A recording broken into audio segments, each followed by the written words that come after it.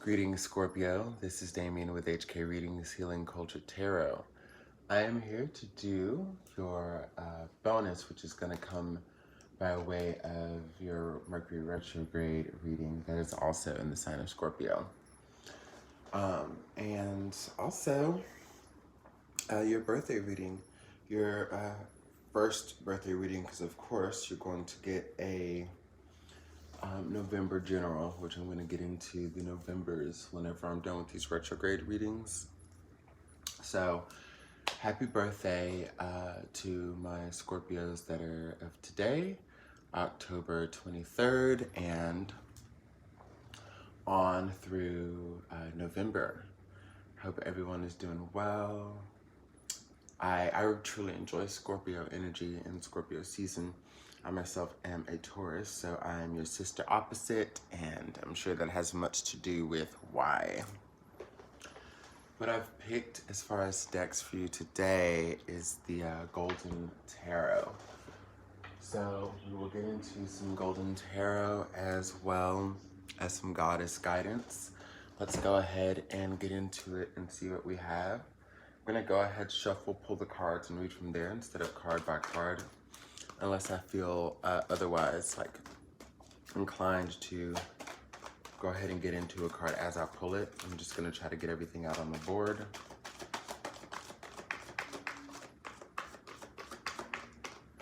Thank you all for joining me here at HK Readings. Now, this will be for Scorpio, Sun, Moon, Rising, Venus, and or Jupiter, tropical or Vedic, okay? So if you're more familiar with this sidereal astrological chart, that is totally fine. Whichever pulls to you. And cross watchers, you are welcome to the video as well. I will be reading from the perspective of the Scorpio, and anything that comes up in this video, it's basically, again, just perspective to the Scorpio. So if there's anything that comes out that you just have an issue with for some reason, just know that during your video, things are going to play out from your perspective and your karmic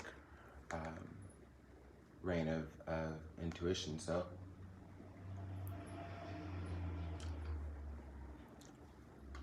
the first card we have here is Lakshmi, bright future. Stop worrying, everything is going to be fine.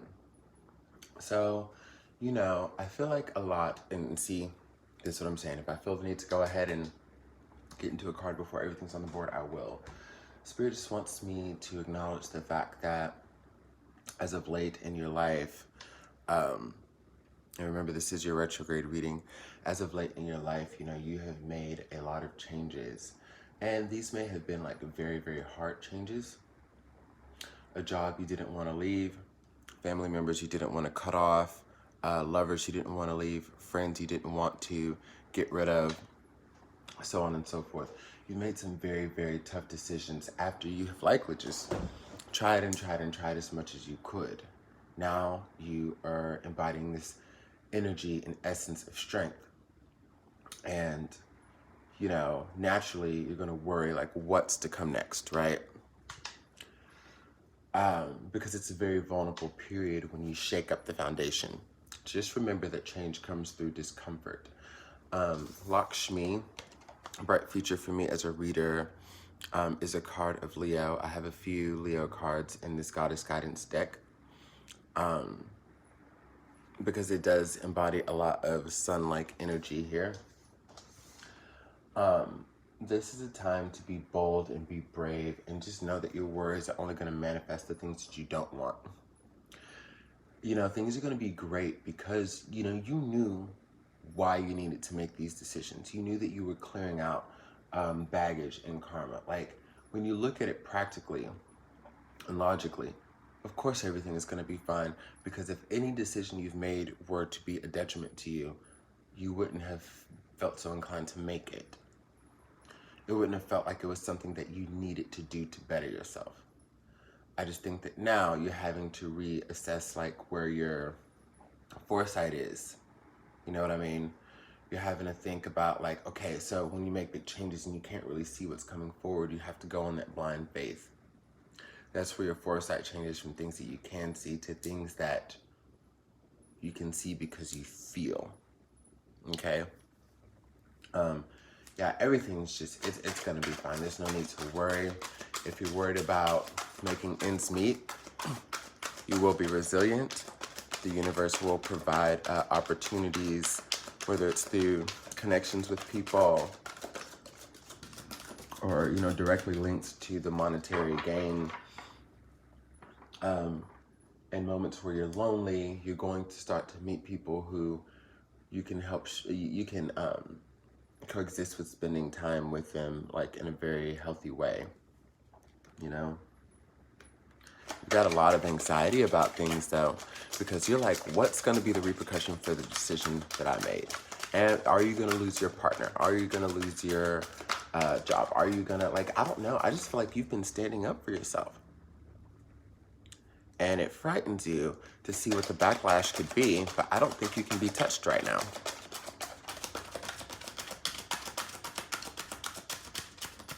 I just don't think you can be touched right now. Continue to stand up for yourself. Because if you let worry creep in and the fear that I just saw at the bottom of the deck with the Eight of Swords, or Nine of Swords, sorry. You know, it's one of those things that could really, really hinder you. We've got Judgment to the Nine of Coins. Give me 1 second.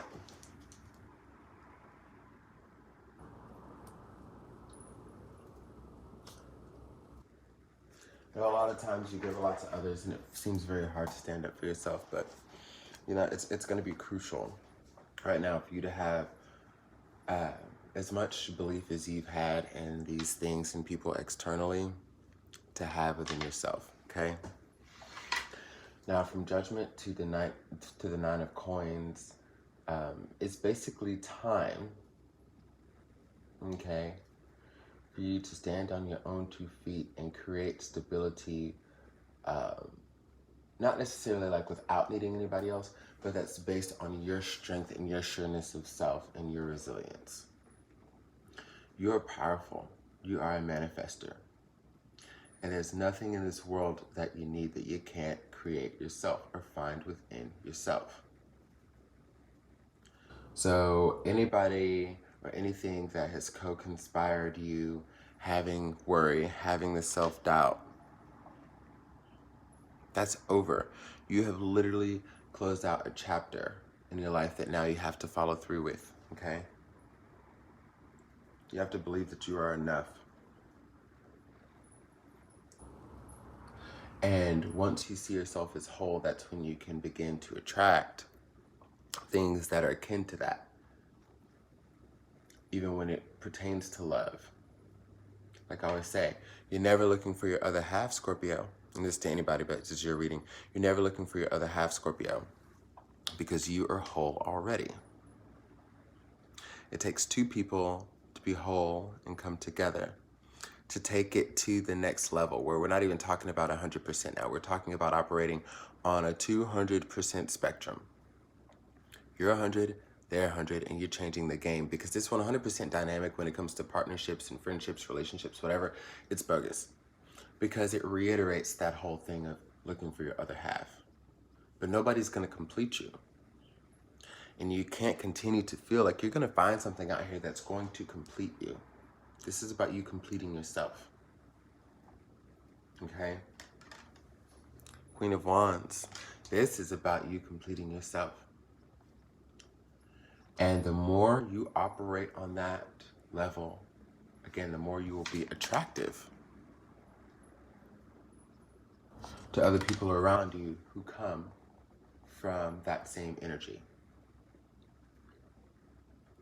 If you want to discontinue attracting broken people, bummy people, temporary work situations, projects that fall through, all of these things that, you know, suck to shit, right?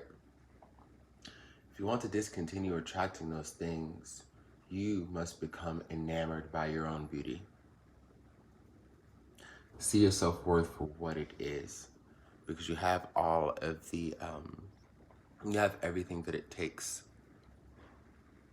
with what the universe is giving you right now to fully actualize, manifest, and attract. You're beautiful. And nobody else needs to tell you that before you tell yourself. You needn't worry about a thing, because everything that is beautiful that's happening in your life is because of you. And if you feel that the world isn't ready for you, that's just completely fictitious. There might be energies out here that don't know that they're ready for you. But you're going to show them something as you continue to prove to yourself who you are and what you're capable of. So remember to stand up for yourself in a very peaceful, earnest, and kind way. Stand up for what is right. Stand up for your truth.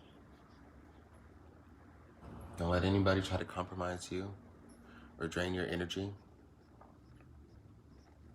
use and abuse you. You are magnetic, beautiful, powerful, and very, very passionate. And these passions can no longer be stifled. I love you, Scorpio, very, very much. And I pray that this reading hits home with you and allows you to further create this change that you've already begun making. The only thing I'm doing is, in a sense, reaffirming things that you already know. So until your November reading, namaste.